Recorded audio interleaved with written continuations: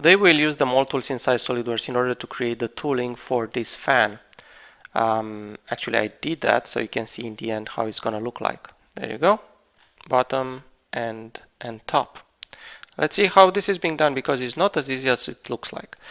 The first thing you might consider doing is calculating the parting line. By the way, the designer told us that he's not concerned with applying draft on the cylindrical surface. He's going to print this, creating a 3D print, and use that for the sand pattern. So apparently he's not concerned with draft. The pull direction, let's say, is going to be this face, defined by this face. Let's run the draft analysis and split the faces exactly at the plus-minus draft transition. And as you can see, most of the faces can be split, all the blades are good, but here you have to do quite a lot of work, and you have to work 8 times in order to split the cylindrical face. You're gonna have to do some extra work, and instead of doing it, what I did, I just cut this part in order to get 1/8 of it.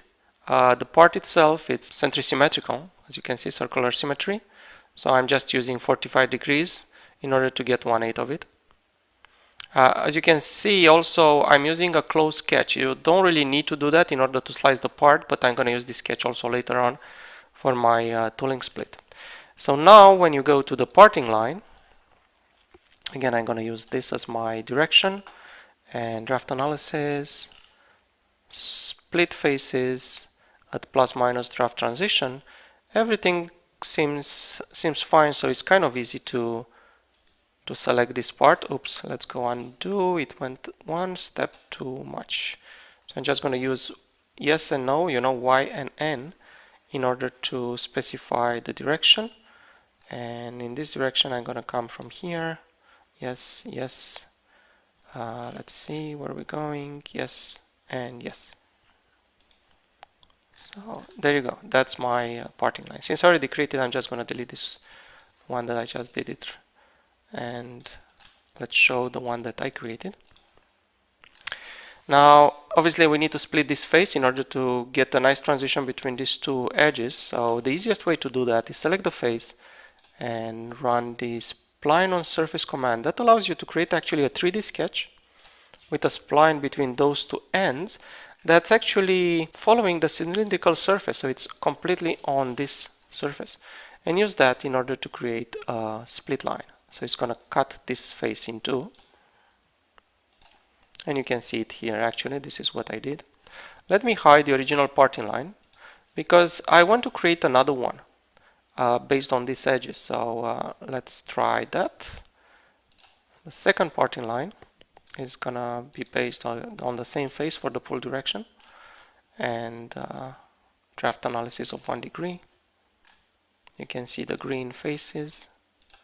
So yes, yes, yes, in this direction. And let's say I'm going to continue like this. Yes, yes, yes, yes, and yes. And I have my parting line. If I click OK, it's going to get created. I can use this for my parting surface. The problem I have, let's put here a big value, about 100. I don't care about smoothing at this time. I'm getting this crazy bulge in this area. And that is because of the shape of this split line here. So I'm going to take the liberty of deleting this parting line that I created. And you know what? I am just going to delete this face using delete and patch. So that's exactly what I did. I selected the face with delete and patch, and the other face pretty much untrimmed itself, and I got a nicer result. I use again spline on surface in order to split this face in two now nicely. So select the face and run the spline on surface. Now the parting line, let me make it visible. It's nicer. You're gonna have here a little bit of a problem on the draft. Again, my customer told me that's okay. So let's use that parting line in order to create the parting surface.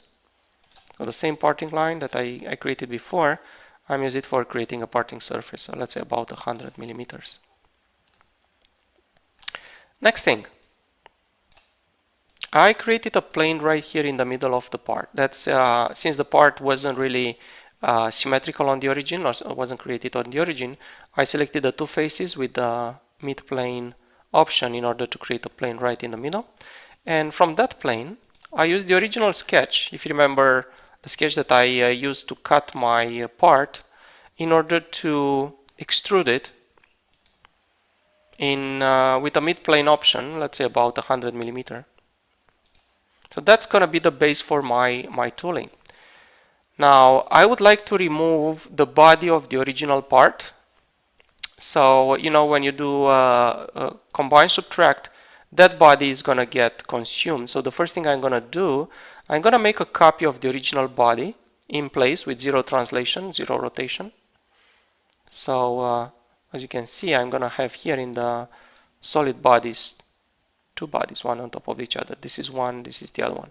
And I'm going to use the copy to be subtracted from using the combine subtract. I'm going to remove from the big body the copy of the fan, of the slice of the fan. So now if I'm isolating this guy, you can see how it's going to look like.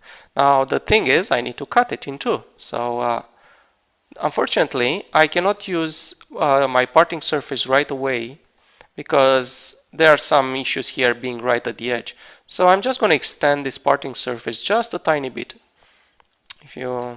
I pretty much selected all these edges of the parting surface and I extrude them just with 1 millimeter.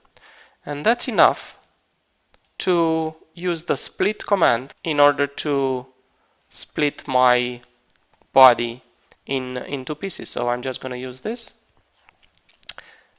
I'm going to delete the surface body. I don't need it anymore. I don't like to leave things that are not really needed.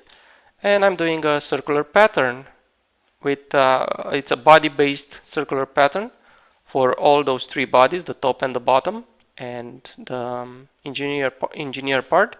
And after that, with 3 combines, one for the top, one for the bottom, and one to recreate the engineer part, this is what you have. You know, in SolidWorks 2012, you can create an exploded view if you want to. So let's edit this explode. Apparently, I did some changes to it, so it doesn't work at this time. I'll tell you what I did.